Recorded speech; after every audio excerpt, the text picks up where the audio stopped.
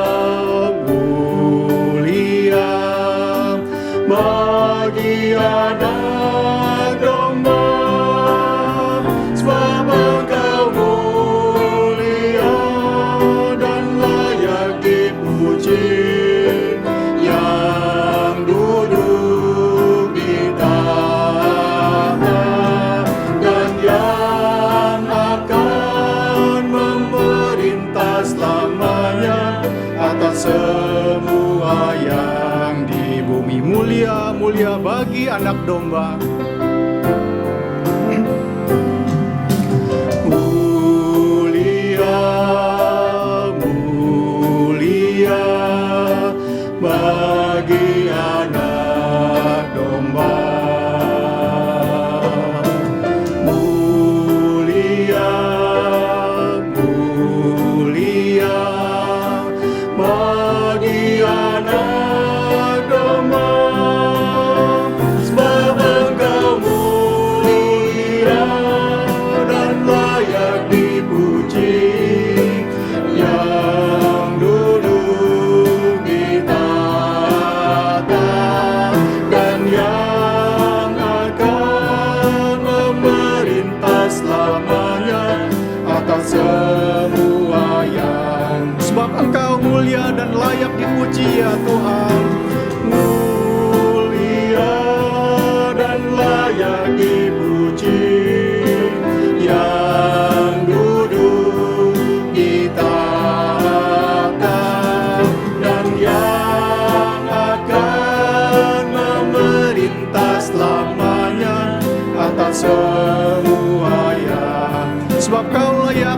pujian.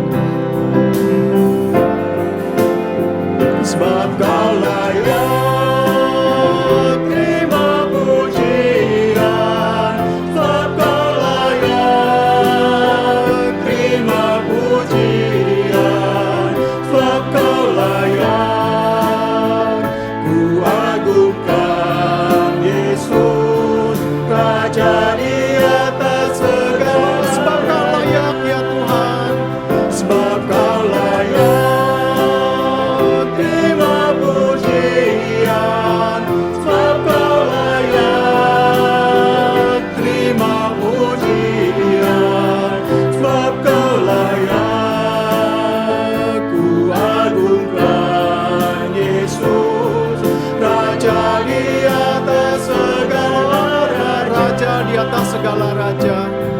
Raja di atas segala Sekali Raja di atas segala raja. Raja di atas segala raja. Saudara-saudara dipersilakan duduk.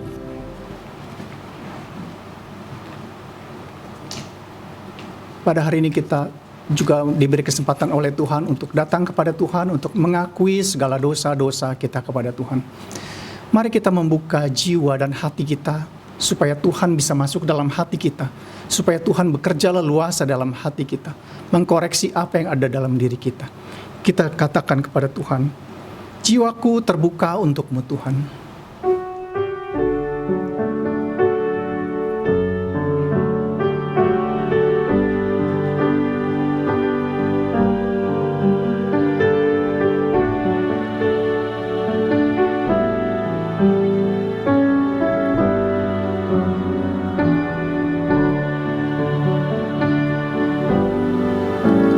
Jiwaku terbuka untuk-Mu Tuhan.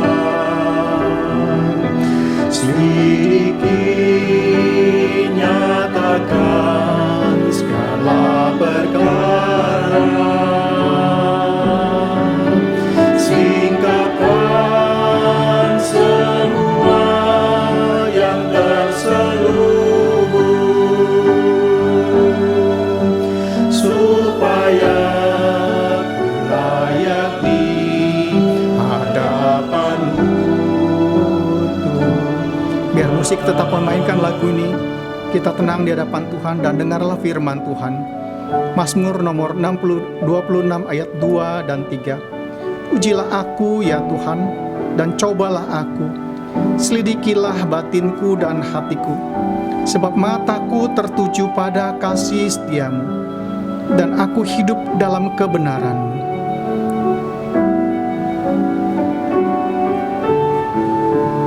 Biar kita berdoa kepada Tuhan sekali lagi. Jiwaku terbuka untuk-Mu Tuhan. Selidikilah dan nyatakanlah segala perkara. Kita nyanyikan sekali lagi. Mari kita bangkit berdiri. Jiwaku terbuka untuk-Mu Tuhan.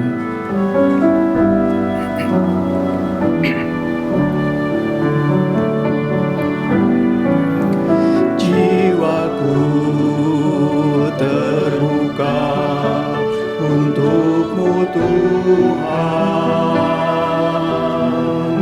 Selidiki, nyatakan segala perkara. Singkapkan semua yang terselubung, supaya ku layak di hadapan-Mu Tuhan. Mari kita merendahkan hati kita di hadapan Tuhan, Allah yang Maha Kudus. Mari kita mengakui segala dosa-dosa kita dan kesalahan kita di hadapannya. Mari kita berdoa. Bapa yang ada di surga, Engkau adalah Allah yang menyelidiki hidup kami. Tidak ada yang tersembunyi satupun di hadapan-Mu Tuhan. Mungkin ketika kami hidup bersama dengan sesama kami, Orang yang paling dekat dengan kami pun tidak mengerti apa yang kami lakukan. Tetapi Engkau menyelidiki hati kami sampai kedalaman hati kami. Motivasi kami terbuka di hadapan-Mu. Oleh karena itu Tuhan, di takhta-Mu yang kudus, kami mohon pengampunan daripada Engkau. Kami sudah berdosa di hadapan Tuhan. Mungkin kami menjadi orang-orang yang munafik, orang yang kelihatan baik, tetapi hidup kami tidak berkenan di hadapan Tuhan. Oleh karena itu kami mohon belas kasihan Tuhan, mengampuni kami, sehingga ketika kami menaikkan segala pujian kami di hadapan Tuhan, pujian kami boleh berkenan di hadapan Tuhan. Terima kasih Tuhan, biarlah hari ini Tuhan ajar kami kembali dengan kebenaran firman-Mu, menguatkan kami, mengajar kami bagaimana kami boleh menjadi anak-anak Tuhan yang memuliakan Tuhan. Tuhan, inilah seruan doa pengakuan dosa kami. Mohon biarlah sungguh Tuhan boleh berkenan terhadap doa kami, dan sungguh Tuhan biarlah Tuhan boleh menyucikan kami, menguduskan kami kembali. Terima kasih, kami mengucap syukur dan menyerahkan doa kami di dalam nama Tuhan Yesus Kristus. Kami sudah berdoa dan mengucap syukur. Amin. Jemaat dipersilakan duduk kembali. Janji pengampunan dosa terambil dari 1 Petrus 2 ayat 24. Ia sendiri telah memikul dosa kita di dalam tubuhnya di kayu salib, supaya kita yang telah mati terhadap dosa, hidup untuk kebenaran. Oleh bilur-bilurnya kamu telah sembuh. Mari kita naikkan pujian syukur kita karena Tuhan sudah mengampuni dosa kita. Puji Yesus penebusku. Dia disalib sebab dosa-dosaku.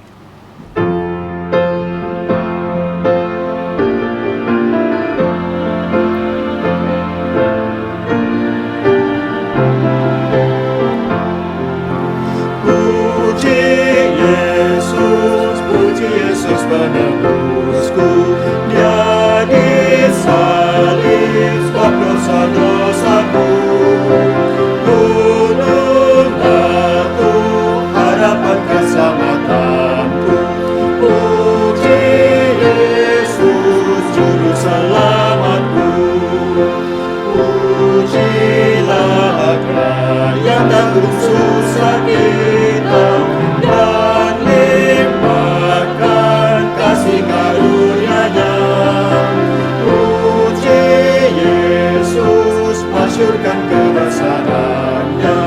Puji Yesus selama-lamanya. Puji Yesus penebusku. Dia disalib sebab dosa-dosaku. Gunung batu harapan keselamatanku. Puji Yesus juru selamatku. Pujilah Dia yang tanggung susah kita dan limpahkan kasih karunia-Nya. Puji Yesus, masyurkan kebesaran-Nya. Puji Yesus selama-lamanya. Dosa kita sudah diampuni oleh Tuhan. Karena itu marilah kita hidup dengan hidup yang baru dan dengarkanlah petunjuk hidup baru dari Tuhan kepada kita yang terambil dari kitab Filipi pasal kedua ayat 1 sampai dengan ketiga. Jadi karena dalam Kristus ada nasihat, ada penghiburan kasih, ada persekutuan roh, ada kasih mesra dan belas kasihan. Karena itu sempurnakanlah sukacitaku dengan indah. Hendaklah kamu sehati sepikir dalam satu kasih, satu jiwa, satu tujuan, dengan tidak mencari kepentingan sendiri atau puji-pujian yang sia-sia. Sebaliknya, hendaklah dengan rendah hati yang seorang menganggap yang lain lebih utama daripada dirinya sendiri. Kini tiba saatnya kita bersama dengan umat Tuhan dari segala abad dan tempat untuk menyatakan pengakuan iman kita. Saya mengundang saudara-saudara untuk bangkit berdiri. Pengakuan iman rasuli. Aku percaya kepada Allah, Bapa yang Maha Kuasa, Khalik langit dan bumi, dan kepada Yesus Kristus, anaknya yang tunggal Tuhan kita, yang dikandung daripada Roh Kudus, lahir dari anak darah Maria, yang menderita sengsara di bawah pemerintahan Pontius Pilatus, disalibkan, mati dan dikuburkan, turun ke dalam kerajaan maut. Pada hari yang ketiga, bangkit pula dari antara orang mati, naik ke sorga, duduk sebelah kanan Allah, Bapa yang Maha Kuasa. Dan dari sana ia akan datang untuk menghakimi orang yang hidup dan yang mati. Aku percaya kepada Roh Kudus, gereja yang kudus dan am, persekutuan orang kudus, pengampunan dosa, kebangkitan tubuh, dan hidup yang kekal. Amin. Saudara-saudara, silakan duduk kembali. Sebentar kita akan mendengarkan firman Tuhan. Hari ini akan disampaikan oleh Bapak Pendeta Yohanes Lee. Biarlah kita juga berdoa, selalu berdoa di hadapan Tuhan supaya kita selalu menjadi murid Kristus yang setia, menjadi Kristus yang selalu menuntut hidup suci, supaya seumur hidup kita adalah hidup yang kudus, yang berkenan kepada Tuhan. Kita nyanyikan lagu ini, Ku Mau Jadi Murid Yesus.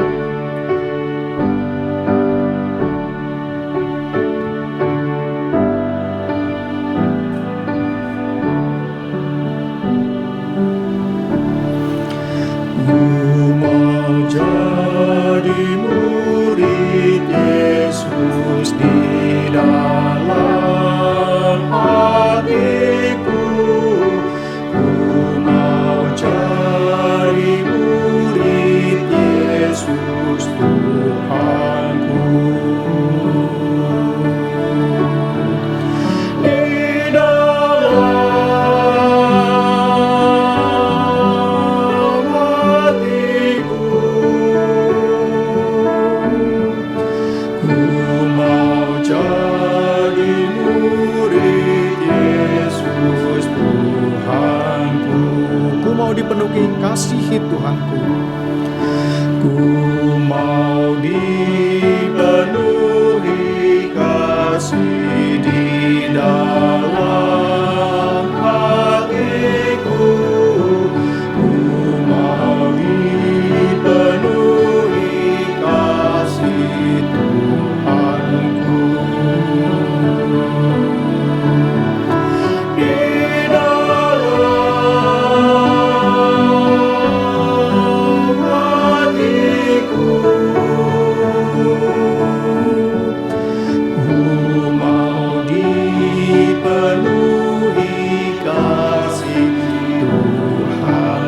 Katakan, Tuhan, ku mau hidup lebih suci bagimu.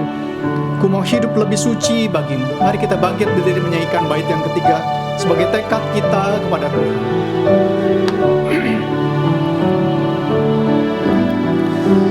Ku mau hidup lebih suci di dalam hatiku. Ku mau hidup lebih suci bagimu. Di dalam hatiku,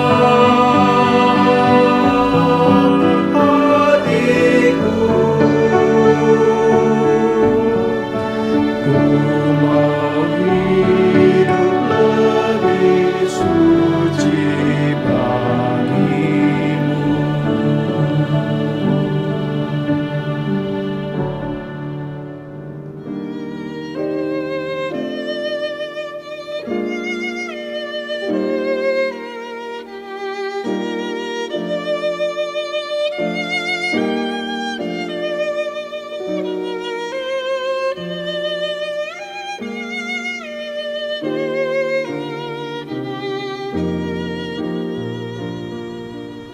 Mari jemaat sekalian yang dikasihi Tuhan, kita akan bersama-sama berdoa sebelum kita belajar dari firman Tuhan. Mari kita berdoa. Bapa, kami bersyukur oleh karena baru saja kami boleh merayakan akan satu sukacita. Kami memiliki satu kepastian oleh karena Engkau naik ke sorga dan akan datang kembali dalam kuasa-Mu yang luar biasa, yang bukan hanya bekerja pada masa yang akan datang, tetapi juga pada masa kini. Karena itu ya Tuhan, kami pun bersyukur, karena di hari ini kami boleh bersama-sama sekali lagi beribadah. Dan kami percaya Engkau hadir tengah kami dan akan menolong kami semua untuk mulai makin menyadari dan mengerti akan apa artinya hidup kami di dalam dan bersama-Mu, khususnya di tengah keluarga yang Tuhan berikan kepada kami. Tuhan, kami mohon pertolongan dan pimpinan-Mu ketika kami mau belajar dari firman Tuhan. Biar kiranya Roh Kudus menolong dan memimpin kami dalam kelemahan dan keterbatasan kami, supaya kami boleh mengerti akan isi hati Tuhan. Ini doa kami. Hanya di dalam nama Tuhan Yesus kami berdoa. Amin. Silakan duduk kembali, jemaat yang dikasihi Tuhan. Saudara, satu sukacita kita boleh bersama-sama pada hari ini kembali di dalam sebuah ibadah, di mana kita boleh bersama kembali belajar akan firman Tuhan. Dan saya ingin mengajak saudara-saudara dimanapun saudara berada, baik yang di rumah maupun dimanapun saudara berada, untuk kita bersama-sama mau belajar pada hari ini dengan satu tema yang diberikan kepada saya, yaitu komunitas yang saling membangun, yaitu keluarga sebagai komunitas yang saling membangun. Nah, saya ingin mengajak saudara belajar bersama pada saat ini melalui bagian dari firman Tuhan, sebuah kisah dari keluarga yang terdapat di dalam beberapa bagian dari firman Tuhan. Tapi untuk mempersingkat, kita akan membaca beberapa ayat dari dalamnya.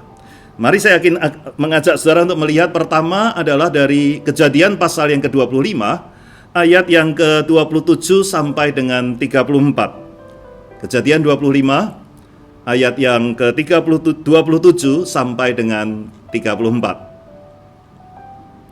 Kejadian 25 ayat yang ke-27 sampai dengan 34. Saya bacakan bagi kita semua. Ini yang bagian pertama. Lalu bertambah besarlah kedua anak itu. Esau menjadi seorang yang pandai berburu, seorang yang suka tinggal di padang. Tetapi Yakub adalah seorang yang tenang, yang suka tinggal di kemah. Ishak sayang kepada Esau, sebab ia suka makan daging buruan. Tetapi Ribka kasih kepada Yakub. Nah, pada suatu kali Yakub sedang memasak sesuatu, lalu datanglah Esau dengan lelah dari padang. Kata Esau kepada Yakub, berikanlah kiranya aku menghirup sedikit yang merah-merah itu, karena aku lelah. Itulah sebabnya namanya disebut Edom. Tetapi kata Yakub, jualah dahulu kepadaku hak kesulunganmu. Saud Esau, sebentar lagi aku mati. Apakah gunanya bagiku hak kesulungan itu? Kata Yakub, bersumpahlah dahulu kepadaku. Maka bersumpahlah ia kepada Yakub dan dijualnya lah hak kesulungannya kepadanya. Lalu Yakub memberikan roti dan masakan kacang merah itu kepada Esau. Ia makan dan minum, lalu berdiri dan pergi. Demikianlah Esau memandang ringan hak kesulungan itu. Nah, ini bagian yang pertama. Kita melihat lanjutannya, yaitu di dalam pasal yang ke-26, ayat yang ke-34 dan 35. Ayat 34 dan 35 dari Kejadian 26. Berkata demikian, ketika Esau telah berumur 40 tahun, ia mengambil Yudit anak Beeri orang Het dan Basmat anak Elon orang Het menjadi istrinya.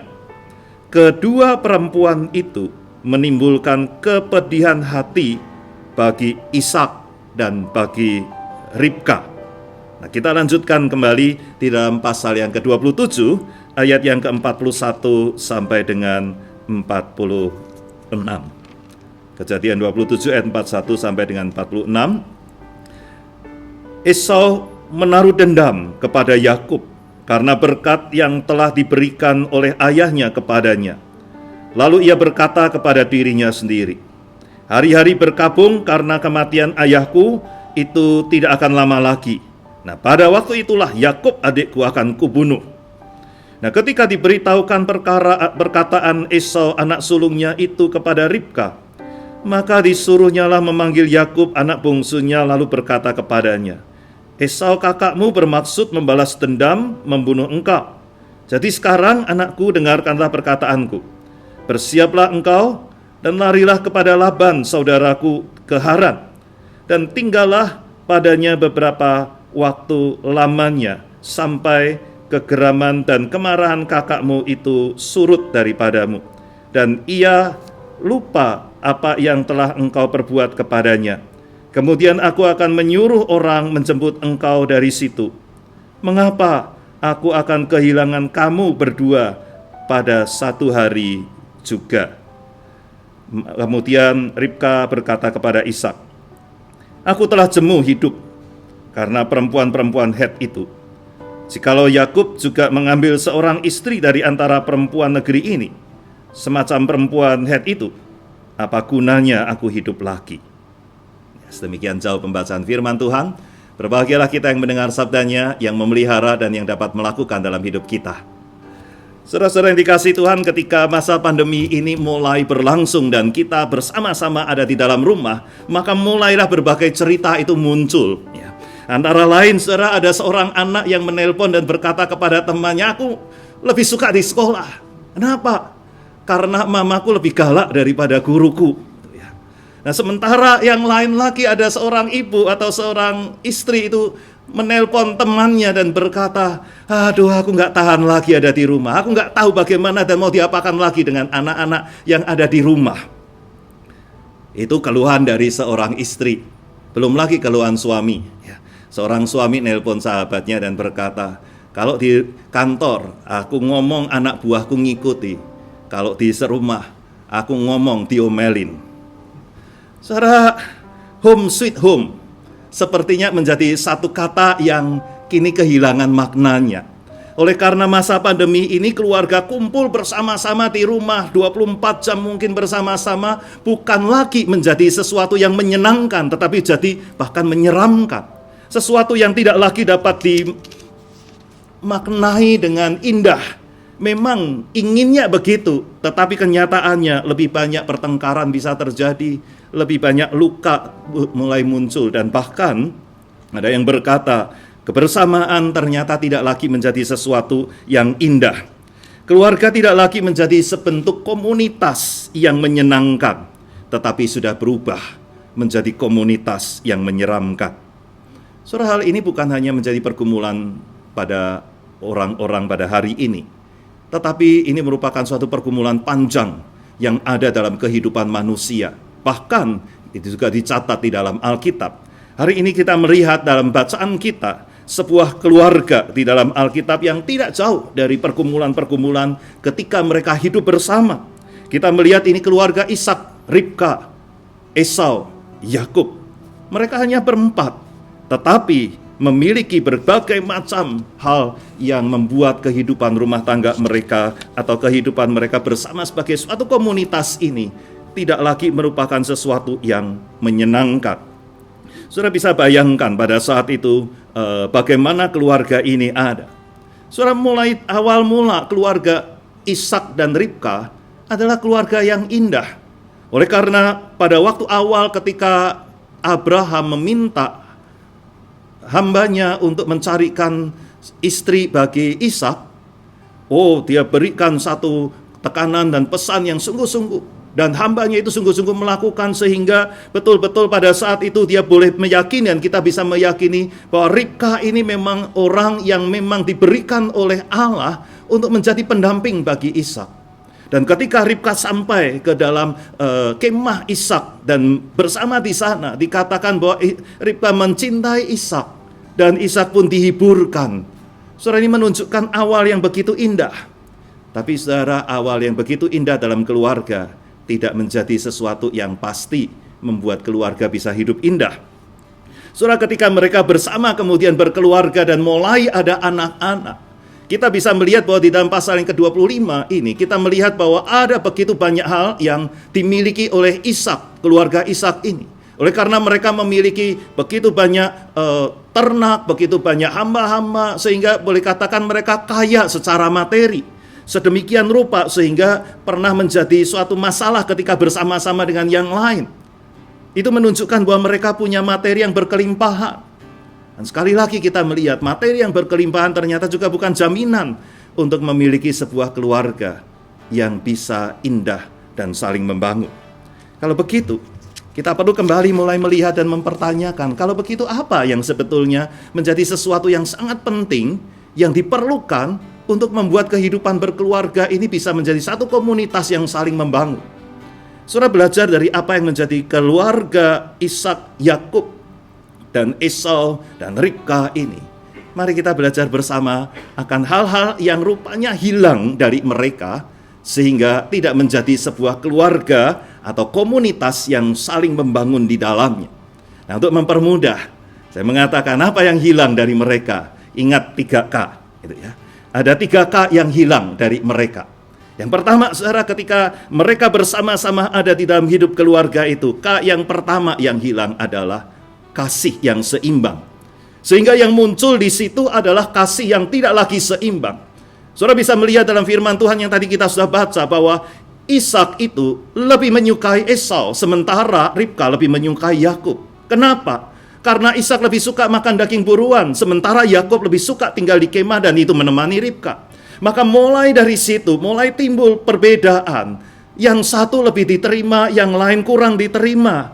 Ada suatu penerimaan yang berbeda, ada kasih yang berbeda yang diungkapkan. Saya mungkin bisa membayangkan bagaimana ketika Ishak melihat Esau, dia tersenyum, melihat Yakub, diam-diam aja. Sementara ketika Ribka melihat Esau, dia mungkin buang muka atau pura-pura sibuk. Kalau lihat Yakub langsung dipeluk. Sehingga itu memberikan kasih yang tidak sama ini mulai menjadi suatu persaingan di dalam keluarga. Kasih yang tidak sama ini juga membuat Esau dan Yakub pun tidak menjadi keluarga yang begitu indah. Oleh karena apa? Oleh karena mereka dibedakan. Dan itu yang membuat kehidupan keluarga menjadi makin susah. Saudara membandingkan orang, itu yang sering terjadi, bukan? Mungkin Ribka tanpa sadar dia membandingkan dan berkata, aku lebih suka kamu daripada kokomu. Saudara, bukankah itu juga yang sering kali terjadi dalam keluarga? Ketika ada seseorang anak misalnya, lalu kita berkata, kamu kok nggak sama seperti kokomu? Atau kita berkata kepada sang kakak, kamu nggak seperti adikmu. Saudara, membandingkan itu merupakan sesuatu yang tidak menyenangkan. Karena pada saat yang sama, membandingkan itu menjadikan seseorang merasa, aku tidak diterima. Ada sense of belonging yang hilang di dalamnya oleh karena kasih yang tidak seimbang. Soal itulah kelemahan manusia. Tanpa sadar, kita ini akan memilih orang yang kita sukai. Sehingga ketika tidak sama dengan apa yang menjadi kesukaan kita, atau tidak sama dengan personalitas kita, tidak sama dengan kesukaan hobi kita, maka kita mulai berkata, oh kamu beda dengan saya. Karena perbedaan itu tanpa sadar, kita juga mulai membedakan satu dengan yang lain. Akibatnya apa? Komunitas keluarga yang seharusnya menjadi satu, yang seharusnya bersama-sama, mulai terpisah-pisah, terkotak-kotakkan. Ya. Apalagi zaman sekarang, saudara, ketika kita mempunyai kesempatan dengan kemewahan yang kita punya kamar yang cukup banyak, sehingga anak-anak bisa punya kamar sendiri-sendiri, punya televisinya sendiri-sendiri, punya gadgetnya sendiri-sendiri. Maka apa yang terjadi? Mungkin kita mulai membedakan satu dengan yang lain. Sehingga tanpa sadar, perasaan saya tidak diterima di dalam keluarga ini. Karena saya sering diomeli, sementara adik saya tidak. Atau seorang suami mulai merasa nggak nyaman lagi, karena setiap hal yang dilakukan selalu salah. Nggak ada yang benar seakan-akan. Atau seorang istri mulai merasa tidak nyaman lagi bersama dengan keluarga. Saudara, merasa diterima adalah menjadi sesuatu yang penting, bahkan menjadi kunci dari sebuah komunitas untuk bisa bertumbuh bersama. Tanpa perasaan diterima, maka tidak mungkin akan satu keluarga itu bisa saling membangun satu dengan yang lain. Pertanyaannya adalah bagaimana dengan keluarga saudara dan saya hari ini? Adakah kita bisa bersama-sama pada hari ini, bahkan untuk beribadah bersama pada saat ini? Adakah pada hari ini saudara bersama dengan anak-anak saudara? Atau saudara sendiri-sendiri?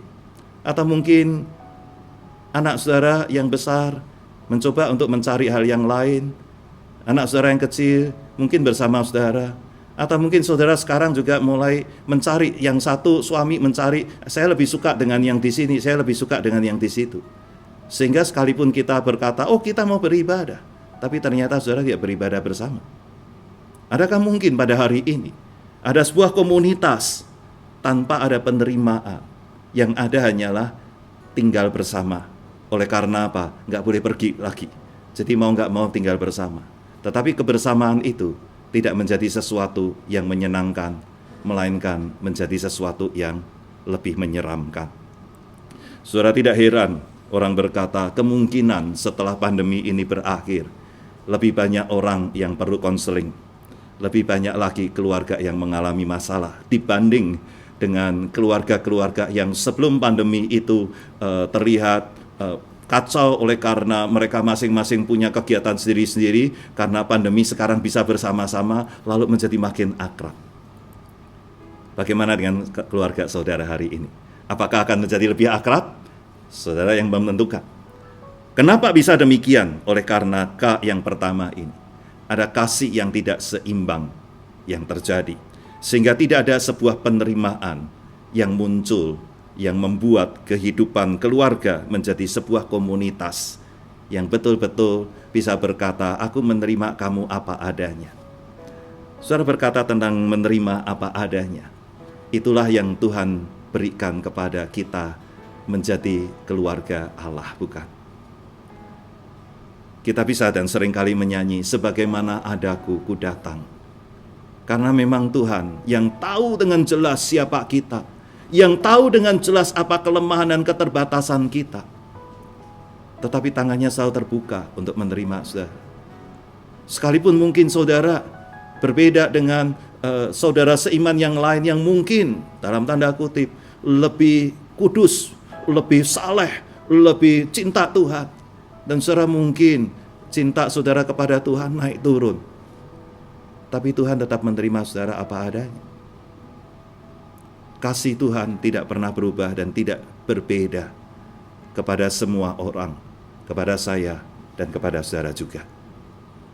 Adakah kita ingin belajar kembali akan kasih Allah itu? Bukankah itu yang sudah ditunjukkan oleh Tuhan Yesus di atas kayu salib? Ia bukan hanya berkata untuk para muridnya, tapi bahkan di atas kayu salib dia berdoa, Bapa ampuni mereka, sebab mereka tidak tahu apa yang mereka lakukan. Kasih yang sama yang diberikan. Tidak ada kasih yang tidak imbang. Tidak ada kasih yang mulai mengkotak-kotakkan. Tidak ada kasih yang membuat sekat di antara anak-anak Tuhan. Dan itulah yang Tuhan mau. Setiap minggu kita bersama-sama mengikrarkan pengakuan iman.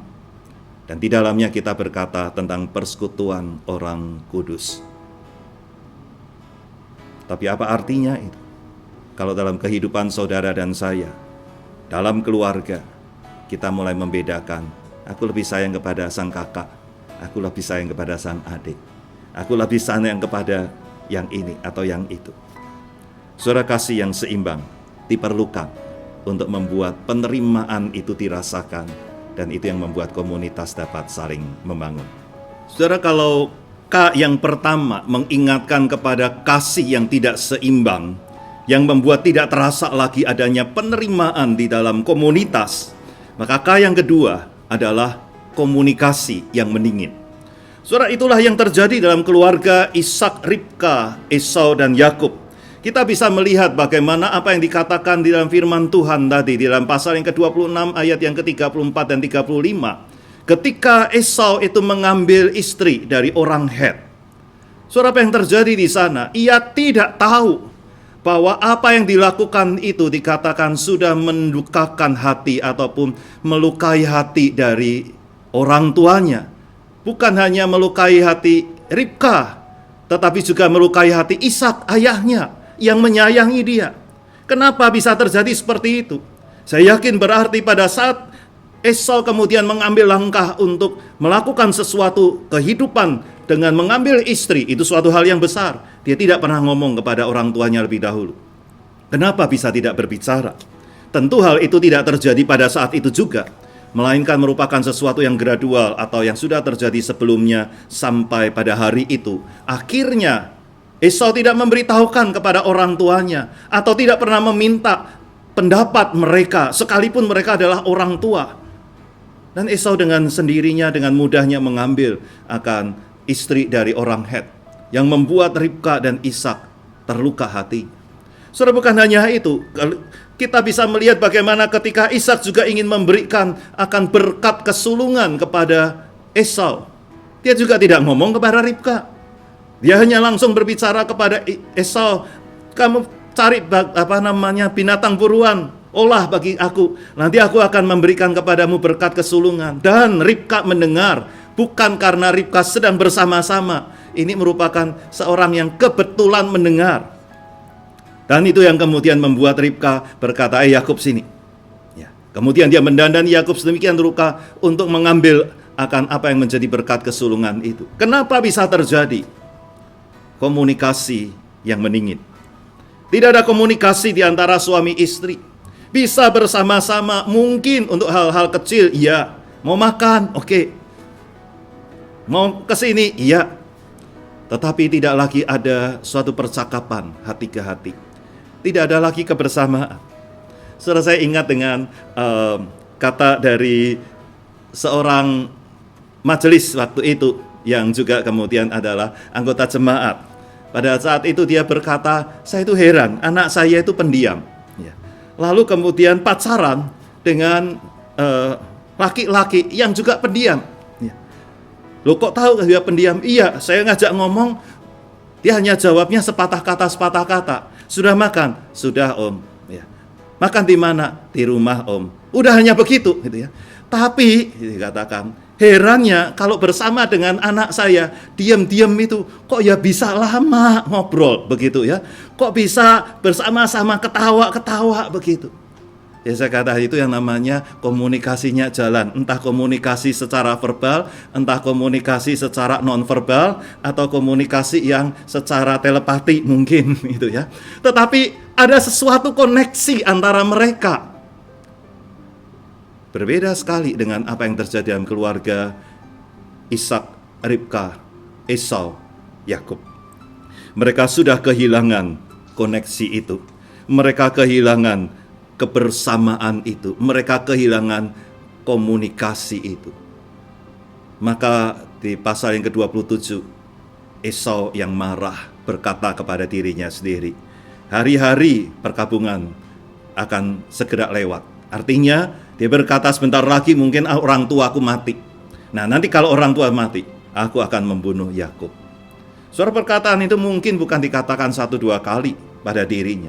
Mungkin justru yang dengar adalah mungkin gembala-gembala milik mereka.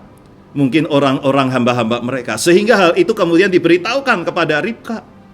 Dan Ribka kemudian panggil Yakub dan berkata, ini kakakmu mau bunuh kamu. Jadi kamu larilah. Saudara, apa yang terjadi? Sebuah keluarga, saudara, kalau dilihat bagaimana Allah itu berkata, akulah Allah Abraham, Allah Ishak, Allah Yakub, menunjukkan kepada orang-orang yang ada di dalam hati Allah, yang menjadi awal. Tetapi bukan berarti mereka itu adalah orang-orang yang semuanya sempurna. Kalau orang-orang yang seperti ini aja bisa jatuhnya sedemikian jauh, saudara, tidak heran anak-anak Tuhan seringkali mempunyai pergumulan yang sama di dalam masalah berkomunikasi. Bukankah seringkali komunikasi dalam keluarga menjadi komunikasi yang terhilang? Apalagi ketika sekarang ini dengan gadget yang begitu canggih, orang berkata gadget itu justru mendekatkan yang jauh dan menjauhkan yang dekat. Berapa banyak orang-orang sudah mulai berkata, coba lihat dulu sebelum pandemi terjadi, orang pergi ke restoran, semuanya bawa gadgetnya, tinggalkan gadget hanya untuk pesan menu. Begitu pesan menu selesai, kembali kepada gadgetnya masing-masing. Walaupun satu meja. Nanti begitu selesai datang makanannya, mungkin orang mulai potret makanannya dulu. Ya. Habis itu makan. Selesai makan, gadget lagi. Gitu ya. Maka ada yang orang berkata, seorang anak berkata, apa yang menjadi harapanmu? Dia kata, aku pengen jadi gadgetnya mama. Kenapa? Karena mama begitu gadgetnya lowbat, waduh kebingungan. Begitu gadgetnya ketinggalan, waduh rasanya gak bisa. Aku ketinggalan, mama gak tahu.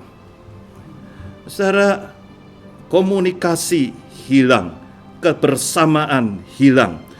Itu yang membuat koneksi kita tidak ada lagi. Jikalau koneksi itu tidak ada lagi, bagaimana bisa menjadi sebuah komunitas yang saling membangun di tengah-tengah kehidupan ini? Saudara, mari bersama kita kembali evaluasi diri kita. Adakah komunikasi kita itu adalah komunikasi yang bagus? Atau mungkin mulai terjadi blocking komunikasi? Ada banyak suami yang berkata, saya nggak bisa ngerti lagi istri saya. Oleh karena apa? Oleh karena selalu membingungkan bagi saya. Memang kadangkala bisa demikian sih.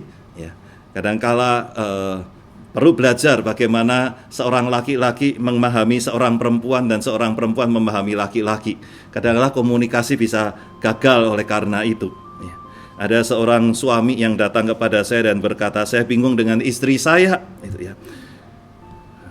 Saya dimarahin terus. Loh, kenapa? Dia katakan, satu saat saya makan bersama dengan istri saya di restoran.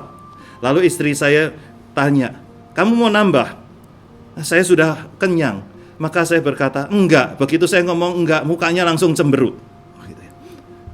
Kemudian baru saya tahu, maksudnya ketika dia tanya, kamu mau nambah? Itu bukan nanya saya, tapi dia mau minta izin, aku mau tambah ya.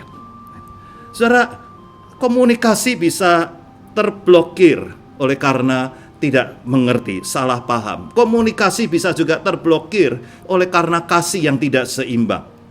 Saya yakin Ribka lebih banyak berbicara dengan Yakub dibanding Ribka berbicara dengan Esau. Ishak lebih banyak berdiskusi dengan Esau daripada dia ngobrol dengan Yakub. Maka komunikasi mulai menjadi komunikasi yang meningin di antara mereka. Sehingga tidak ada lagi kebersamaan. Yang ada adalah orang-orang yang tinggal bersama-sama tetapi sendiri-sendiri. Ketika komunikasi itu menjadi dingin, ketika tidak lagi terjadi komunikasi, maka bisa menjadi sebuah awal kehilangan dan keterpurukan. Justru karena itulah kenapa Allah begitu rindu membangun komunikasi dengan saudara dan saya sebagai satu keluarga Allah.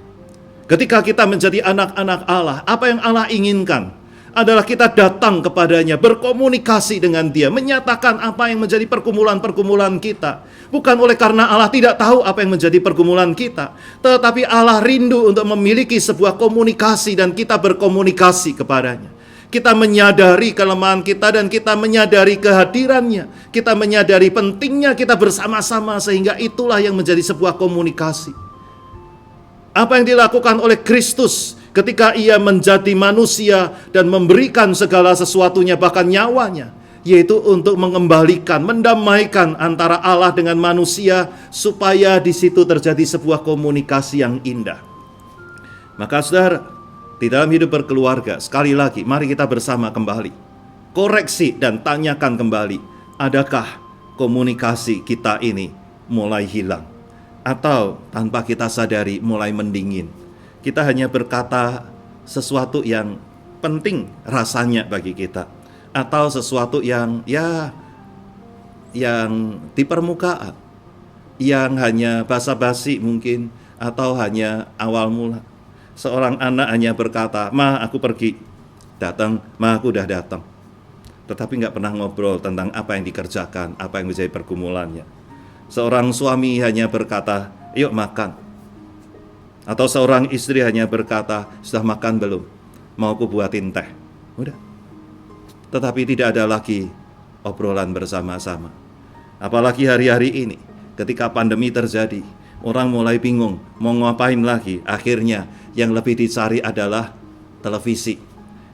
Ya, seorang istri chatting dengan yang lain. Drama Korea apa yang ada ini? Ya.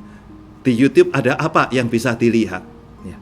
Maka yang lebih menemani, yang lebih berkomunikasi adalah televisi dibanding suami atau dibanding anak-anak. Saudara, itulah yang terjadi pada hari ini. Adakah komunikasi kita menjadi sebuah komunikasi yang hangat? Atau sudah sebaliknya, menjadi komunikasi yang meningin? Yang terakhir, ketika yang pertama mengingatkan kepada kasih yang tidak seimbang, yang membuat adanya sekat-sekat. Yang kedua mengingatkan kepada komunikasi yang mulai mendingin, yang membuat orang mulai terpisah dan bahkan tidak lagi bersama-sama sehingga tidak bisa membangun. K yang ketiga ini mengingatkan kepada sebuah kepentingan diri yang merusak. Di mana ketika seorang hanya mementingkan kepentingannya sendiri, sekalipun di dalam sebuah kebersamaan. Kita bisa melihat bagaimana Yakub dan Esau. Ketika Esau lapar, dia berkata, tolong kasih aku. Yakub berkata, bersumpahlah, engkau memberikan kepadaku akan hak kesulunganmu. Apa yang terjadi ini antara dua orang kakak adik ini? Bukannya bisa melihat, oh kok engkau capek ya, aku lagi masak sesuatu, mau enggak? Bukan itu. Tetapi malah berkata, ayo bersumpah, aku kasih. Malah terjadi bisnis di dalam. Ini mungkin entrepreneurship-nya bagus. Gitu ya. Sehingga bisnis terjadi. Tapi kalau bisnisnya sama keluarga sendiri, ini yang gawat. Ini berarti ada kepentingan diri yang lebih daripada kebersamaan sebagai sebuah keluarga. Bukankah seringkali bisa terjadi demikian? Saudara, saya berkali-kali melihat dan sudah banyak kali kita melihat. Ketika masalah keuangan, ketika masalah harta, ketika masalah warisan, bukan lagi menjadi penyatu bagi keluarga, tetapi justru menjadi perusak dalam hidup berkeluarga, bukan? Ada begitu banyak hal yang terjadi. Ribka lebih menginginkan Yakub, Ishak lebih menginginkan Esau. Sebuah keinginan yang terjadi oleh karena apa? Karena kepentingan ada di dalamnya. Ishak lebih suka daging buruan, maka dia cari Esau yang bisa memenuhi dirinya. Ribka lebih suka dengan Yakub oleh karena apa? Yakub tinggal di kemah yang menemani sepanjang waktu. Karena seorang perempuan juga menginginkan kebersamaan ataupun kehadiran orang lain, dan ini anaknya ada di situ dan mau memberikannya. Yakub mempunyai keinginan-keinginan yang ada di dalam dirinya, maka dia pun memanipulir apa yang ada untuk apa yang dia mau. Esau pun sama. Maka saudara, kita bisa melihat ketika kepentingan diri, ego itu, atau keinginan-keinginan untuk dipenuhi kemauannya, itu menjadi yang lebih utama. Di situ terjadi permasalahan keluarga. Jadi kalau keluarga ingin menjadi sebuah komunitas yang bisa saling membangun, maka hal ini harus diperhatikan. Kepentingan diri, kalau itu menjadi yang utama, itu akan menjadi sebuah godaan besar untuk manusia kemudian melupakan akan kebersamaan dan menjadi sebuah komunitas yang diinginkan. Saudara-saudara yang dikasihi Tuhan, apa yang terjadi pada keluarga Esau, Yakub, Ishak, Ribka ini mengingatkan kepada kita bahwa komunitas keluarga yang bisa saling membangun perlu menyadari dan perlu kembali mengevaluasi. Adakah kasihku ini sudah mulai pilih-pilih? Adakah aku lebih suka mengobrol dengan orang-orang yang aku sukai, atau bahkan orang luar dibanding dengan keluargaku? Apakah aku lebih suka melakukan dan mementingkan apa yang menjadi keinginanku? Maka saudara, bagian akhir ini saya ingin mengajak saudara bersama dengan saya mengingat apa yang menjadi nasihat dari Paulus. Ketika Paulus mengingatkan kepada jemaat di Filipi, bagaimana supaya mereka bisa bersama-sama. Dan ini juga yang tentunya diperlukan di dalam sebuah keluarga. Firman Tuhan, sebagaimana dinyatakan dalam Filipi pasal yang keempat, ayat yang ke-8, berkata demikian. Jadi akhirnya, saudara-saudara, semua yang benar, semua yang mulia, semua yang adil, semua yang suci, semua yang manis, semua yang sedap didengar, semua yang disebut kebajikan dan patut dipuji, pikirkanlah semuanya itu.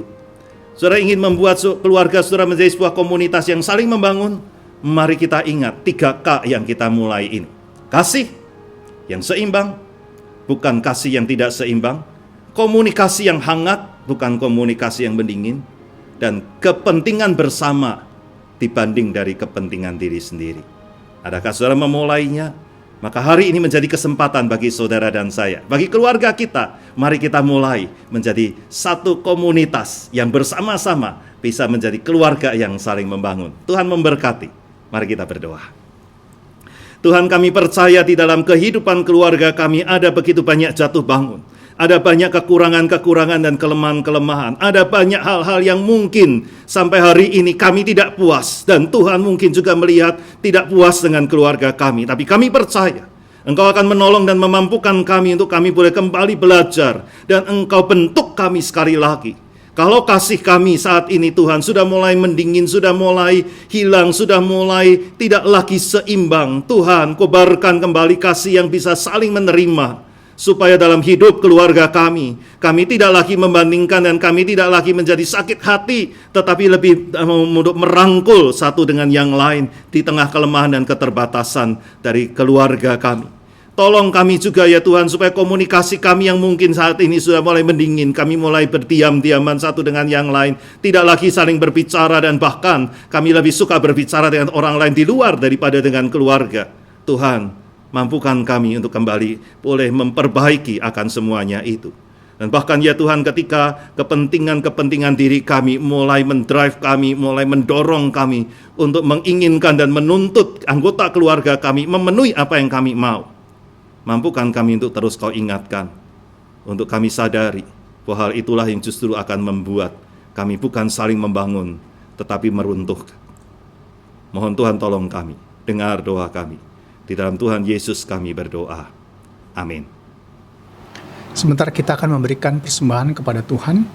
Persembahan hari ini dapat dilakukan dengan cara scan barcode melalui aplikasi OVO, GoPay, Dana, ShopeePay, atau saudara-saudara bisa transfer langsung ke rekening BCA atas nama Gereja Kristus Yesus. Atau saudara-saudara dapat memasukkannya ke dalam amplop putih dan dibawa pada saat saudara-saudara beribadah bersama-sama di gedung gereja. Persembahan adalah hak istimewa yang Tuhan berikan kepada kita. Karena itu marilah kita memberikannya dengan sukarela. Biarlah persembahan bukan menjadi beban bagi kita, tetapi adalah sesuatu berkat yang Tuhan berikan supaya kita bisa berkontribusi di dalam pekerjaan Tuhan. Dan persembahan adalah bukti cinta kita kepada Tuhan supaya kita bisa menyalurkan kasih Tuhan kepada sesama yang membutuhkan. Kita nyanyikan lagu Bahasa Cinta. Biarlah lagu ini mengiringi kita memberikan persembahan. Bahasa Cinta.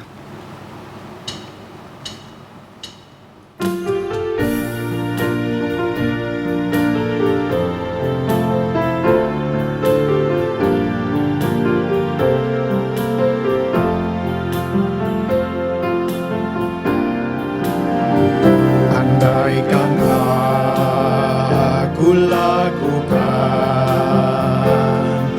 yang luhur mulia, jika tanpa kasih cinta hampa tak berguna. Ajarilah kami bahasa cinta-Mu, agar kami dekat padamu ya Tuhanku.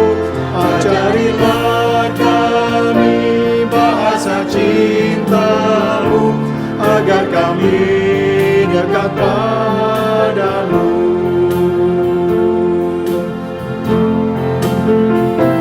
Andaikan aku pahami bahasa semua hanyalah bahasa cinta, kunci tiap hati. Ajarilah kami bahasa cinta-Mu, agar kami dekat padamu ya Tuhanku. Ajarilah kami bahasa cinta-Mu, agar kami dekat padamu. Bait yang ketiga, mari kita nyanyikan cinta itu lemah lembut, sabar dan sederhana. Kita nyanyikan dengan bangkit berdiri. Kita nyanyikan dengan bangkit berdiri bait yang ketiga.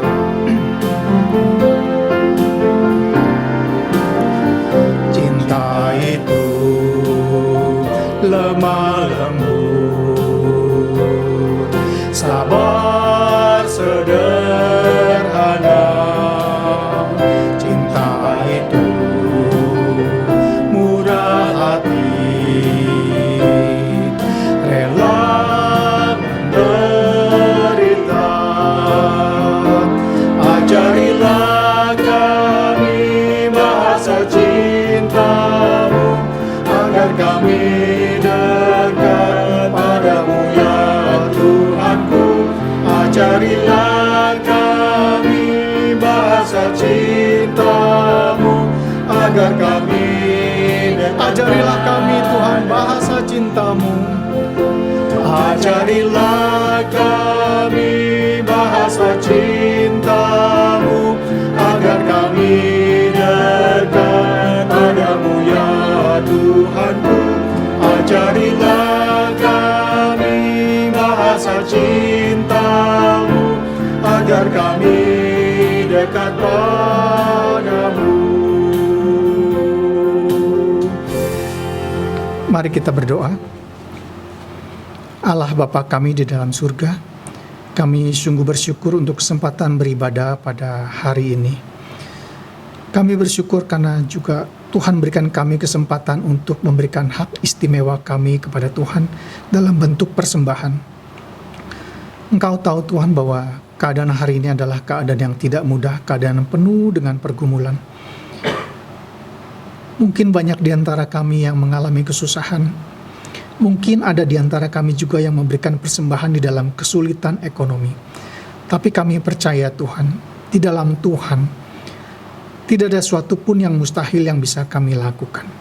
Dan Tuhan selalu memberikan berkat-berkat yang berlimpah kepada kami. Dan kami juga tahu Tuhan bahwa Tuhan selalu menuntun kami dengan kanan Tuhan yang kuat. Dan Tuhan tidak pernah melepaskan diri kami. Terima kasih sekali lagi ya Tuhan. Terimalah persembahan kami ini dan berkatilah persembahan ini. Di dalam nama Tuhan Yesus Kristus, Tuhan kami berdoa dan bersyukur. Amin. Saudara-saudara silakan duduk. Kita akan mendengarkan warta.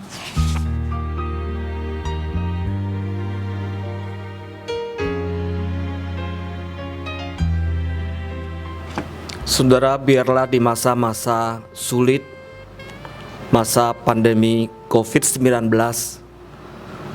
ada banyak waktu kita di rumah, sehingga kita bisa membangun komunikasi.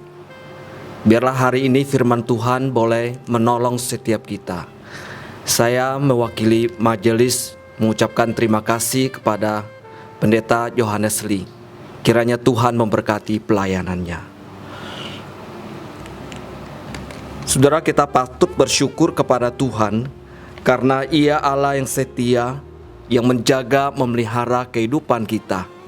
Sehingga sampai pada hari ini, di dalam segala pergumulan kita, Tuhan menolong kita dan Dia memberikan kekuatan kepada kita semua.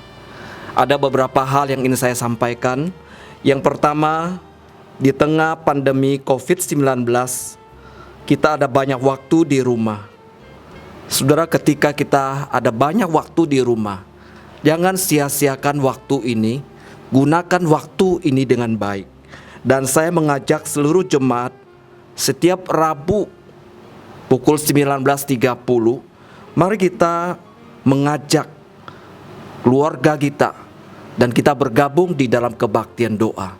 Karena kita percaya bahwa ketika kita berdoa, ketika kita memohon kepada Tuhan, Tuhan menolong kita. Yakobus pasal 5 ayat 16 mengatakan demikian. Karena itu hendaklah kamu saling mengaku dosamu dan saling mendoakan supaya kamu sembuh. Doa orang yang benar bila dengan yakin didoakan sangat besar kuasanya. Doa orang yang benar bila dengan yakin didoakan sangat besar kuasanya. Sebab itu saya sekali lagi mengajak kita supaya kita terus membangun relasi kita dengan Tuhan dan kita berdoa.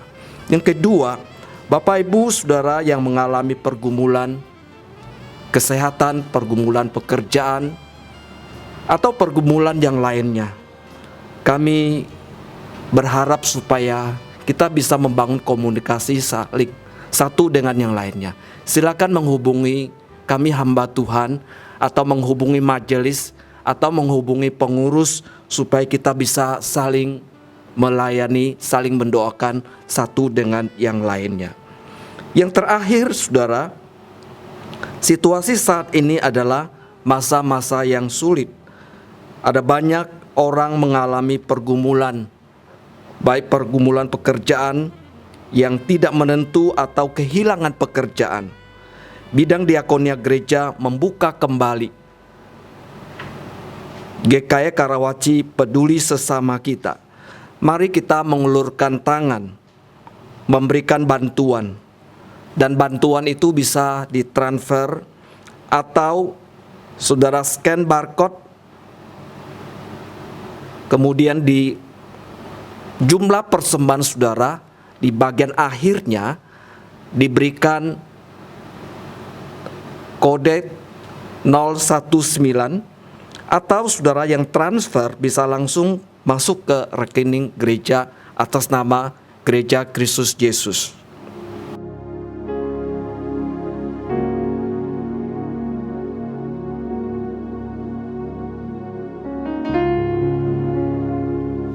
Mari saudara-saudara sekalian, ada 2 pokok doa yang akan kita doakan bersama-sama sebagai doa syafaat kita pada hari ini. Pokok doa yang pertama, mari kita berdoa bersama untuk jemaat selama PSBB ini agar Tuhan memberikan hikmat sehingga dapat menggunakan setiap waktu dengan hal-hal yang bermanfaat dan produktif. Mari kita mendukung dalam doa bersama-sama. Bapa dalam surga, selama PSBB ini kami punya banyak waktu untuk mengerjakan pekerjaan rumah dan pekerjaan kantor. Kami juga punya banyak waktu bersama-sama di rumah. Namun Tuhan, kiranya Engkau memberikan kemampuan dan hikmat untuk kami melakukan hal-hal yang bermanfaat dan produktif bagi keluarga kami dan juga sesama kami. Mungkin dari kami ada yang mulai belajar untuk bercocok tanam, mulai belajar untuk berkebun, beternak hewan, atau belajar sesuatu yang baru untuk membuka peluang usaha selama PSBB ini atau sesudah PSBB. Kami mohon Engkau menolong, memberkati usaha kami, sehingga yang kami lakukan bisa bermanfaat dan produktif bagi keluarga kami, bagi sesama kami. Kiranya Engkau memberkati, dalam nama Tuhan Yesus kami berdoa.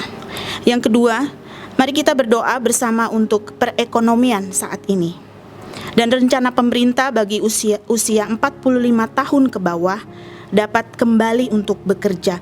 Kita berdoa supaya Tuhan memberkati sehingga melalui rencana pemerintah ini perekonomian di Indonesia bisa lebih baik dan kondusif. Mari kita mendukung dalam doa bersama-sama.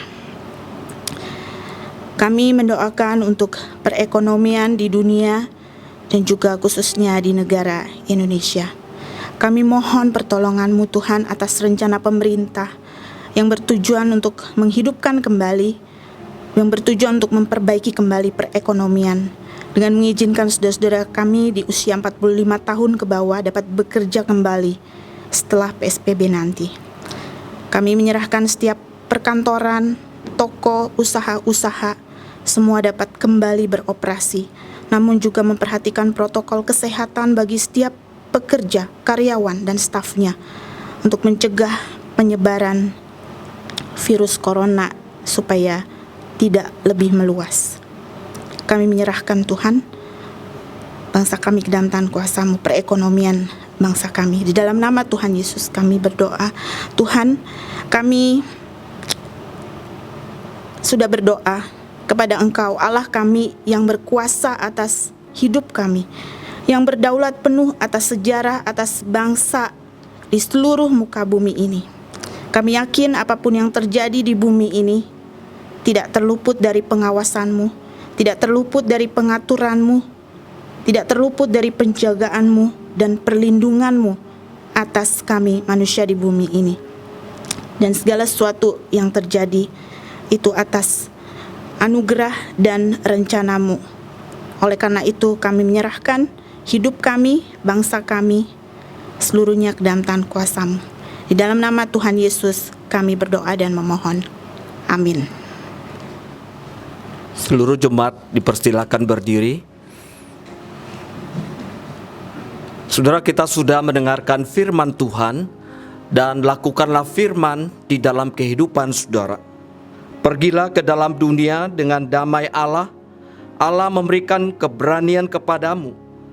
Berpeganglah pada perintah Allah, kuatkanlah yang lemah, dan bantulah yang menderita.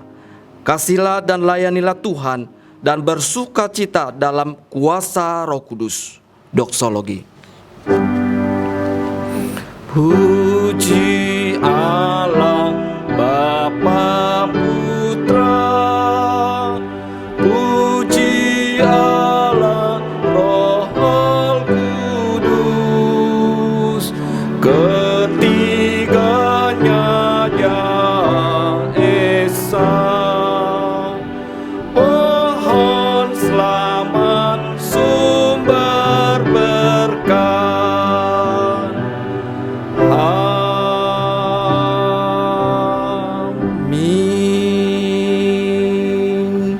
Bapak Ibu, arahkan hatimu dan terimalah berkat Tuhan. Anugerah Tuhan Yesus Kristus yang berlimpah-limpah dalam kehidupan saudara. Kasih Allah yang tiada batasnya dalam memelihara dan menopang, serta memimpin, dan kekuatan, penghiburan dan urapan Roh Kudus menyertai kehidupan saudara mulai saat ini bahkan sampai selama-lamanya. Amin. Amin.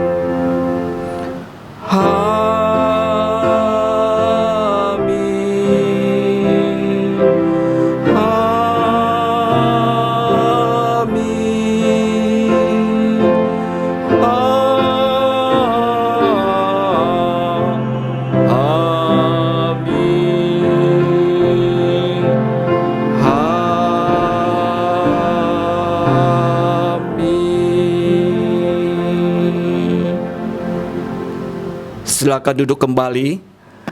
Saat teduh kebaktian kita sampai di sini. Tuhan Yesus memberkati. Amin.